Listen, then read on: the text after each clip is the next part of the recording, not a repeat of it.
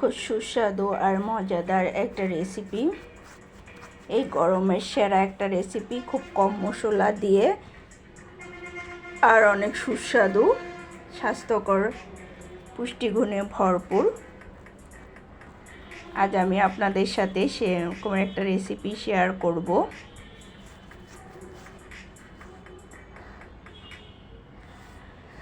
আশা করি সবাই আমার ফুল ভিডিওটি দেখবেন, আর ফুল ভিডিওটি দেখলে একটু হলেও উপকৃত হবেন। তো এখানে আমার কিন্তু কিছু মাছ কেটে নিয়েছি, যেটা হচ্ছে সরপুঁটি। আমাদের বাসায় এটাকে সরপুঁটি বলা হয়। আপনারা কে কী নামে জানেন আমাকে কমেন্টে জানাতে পারেন। আসসালামু আলাইকুম, সকলে কেমন আছেন? আশা করি আল্লাহর রহমতে ভালো আছেন। যে যেখান থেকে আমার ভিডিওটি দেখবেন, প্লিজ একটা করে লাইক দিয়ে ভিডিওটি দেখা শুরু করবেন। সো আমি এখানে কচুরমুখী নিয়েছি, কচুরমুখীগুলি ভাজি করব, আর এখানে কপি দিয়া সরপুঁটি ঝোল করব।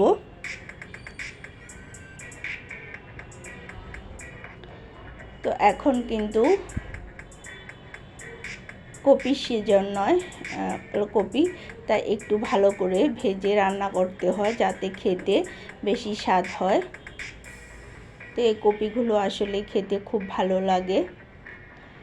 কপি শীতের সবজি, গরমকালে শীতের সবজি খেতে কিন্তু একটু অন্যরকম স্বাদ হয়। তো আমি কিন্তু প্রথমেই কপিগুলো কড়াইতে দিয়ে ভেজে নিচ্ছি তেল দিয়ে।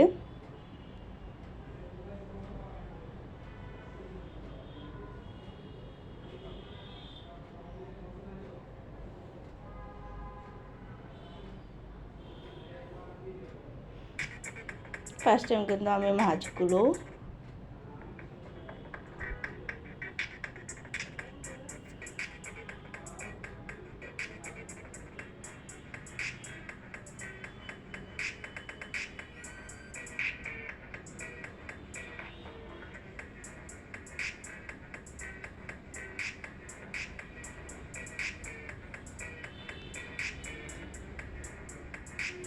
তো কপিগুলোর মধ্যে কিন্তু আমি মশলা দিয়ে দিচ্ছি, একটু হলুদের ফাঁকি, মরিচের ফাঁকি, ধনিয়া ফাঁকি, জিরার ফাঁকি, আদা রসুনের পেস্ট অল্প করে দিয়ে এখন সুন্দর করে কষিয়ে নেব। কপিগুলো কিন্তু আগেই আমি ভালো করে ভেজে নিয়েছি।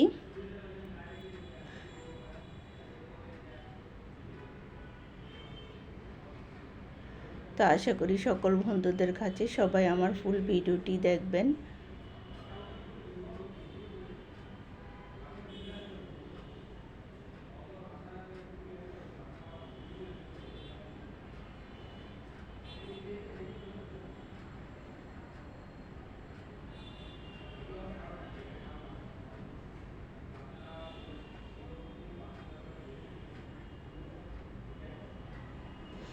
মশলা দিয়ে সুন্দর করে কষিয়ে নিতে হবে। এই পর্যায়ে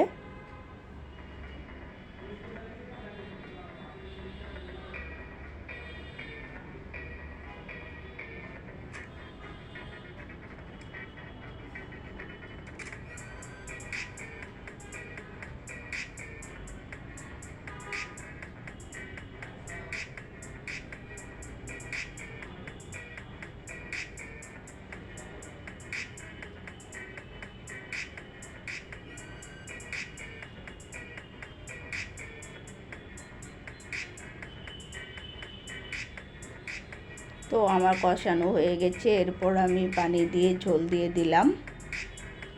তো ঝোল দিয়ে এখন কিছুক্ষণ বলক হওয়া পর্যন্ত অপেক্ষা করতে হবে।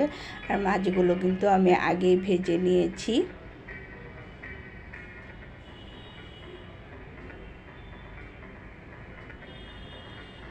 এখন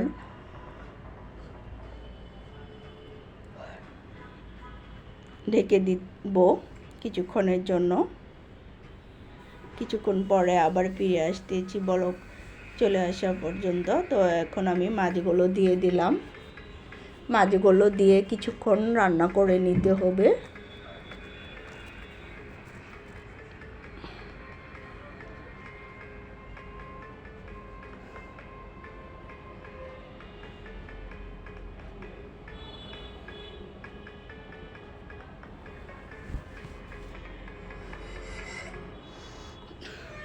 কিছুক্ষণ নেড়ে ছেড়ে আমি রান্না করে নেব।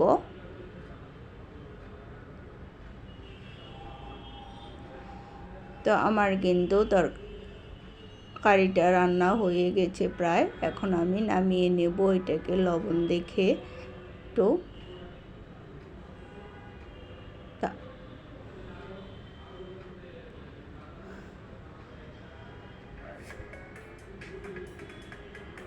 আশা করি এরকম একটা রেসিপি থাকলে সবাই খুব পছন্দ করবে আর পছন্দ করে খাবে।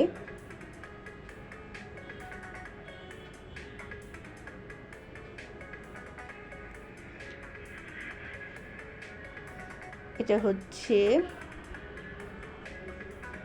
চটপুটি করার জন্য আমি কিছু ঘুগনি ভিজিয়ে নিয়েছিলাম। তো ঘুগনিগুলো আমি রাতে ভিজিয়ে রেখেছিলাম, তো এটা সিদ্ধ দিয়ে দিয়েছি।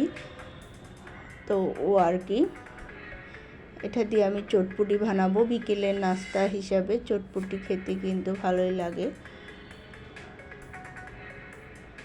কে কে চটপুটি পছন্দ করেন আমাকে কমেন্টে জানাতে পারেন।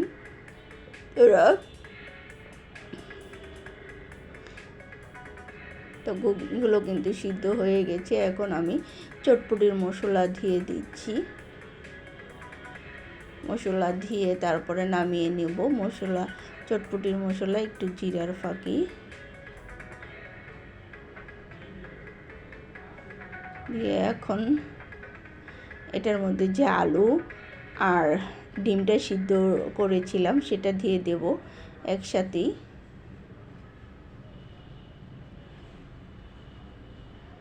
তো একসাথেই কিন্তু আমি দিয়ে দেব চটপুটিটা বানাবার জন্য। তো যারা যারা এতক্ষণ ধরে আমার ভিডিওটি দেখতেছেন প্লিজ লাইক দিতে ভুলে গেছেন, তাদের প্রত্যেকের কাছে অনুরোধ, প্লিজ একটা করে লাইক দিয়ে দিবেন। আর আমার ভিডিওটি দেখে কেমন লেগেছে কমেন্টে জানাতে পারেন। এখানে ডিমটা আর আলুটা আমি একসাথে দিয়ে নেড়ে চেড়ে নেব। একসাথে মিশিয়ে দিলাম। আপনারা চাইলে পরও দিতে পারেন। তো আমার কাছে মনে হয় একসাথে দিলেই সবটা একসাথে সবাই মিশিয়ে খাওয়া যাবে। সো আমার কিন্তু চটপটিটা হয়ে গেছে। তো বিকেলের নাস্তা হিসাবে কিন্তু এরকম চটপটি বানিয়ে নেওয়া যায়। বাসায় যদি এরকম চটপটি হয় তাহলে কিন্তু বাইরের এই খোলা অস্বাস্থ্যকর খাবার না খাওয়াই ভালো। আজ এই পর্যন্ত বিদায় নিচ্ছি। আল্লাহ হাফেজ। আসসালামু আলাইকুম।